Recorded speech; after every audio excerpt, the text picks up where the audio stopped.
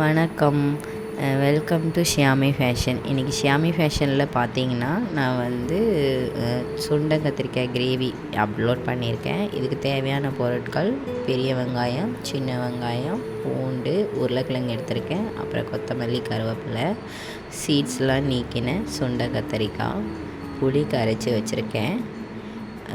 எண்ணெயில் கடுகு போட்டு வெடித்து வந்ததும் நம்ம வந்து கட் பண்ணி வச்சுருந்த வெங்காயம், சின்ன வெங்காயம் அண்ட் பெரிய வெங்காயம் போட்டு அதுக்கப்புறம் கொத்தமல்லி, கருவேப்பிலை அதெல்லாம் ஆட் பண்ணிவிட்டு சால்ட்டு போட்டு நல்லா மிக்ஸ் பண்ணி விட்டுட்டால் வெங்காயம் சீக்கிரமாக வதங்கிடும்.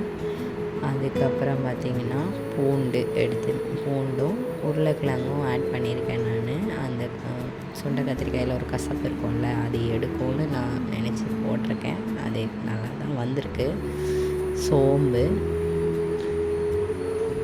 இது வந்து சோம்பையும் ஆட் பண்ணி மிக்ஸ் பண்ணிவிட்டு அதில் வந்து நம்ம க்ளீன் பண்ணி வச்சுருந்த சுண்டை கத்திரிக்காயை போட்டு நல்லா மிக்ஸ் பண்ணிவிட்டு மூடி போட்டு சிம்மில் வச்சிடலாம். ஓகேங்களா? சிம்மில் வச்சிட்டிங்கன்னா உங்களுக்கு அது நல்லா வெந்து வரும்.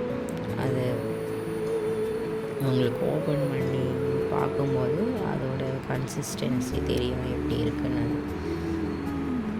ஓகேங்களா?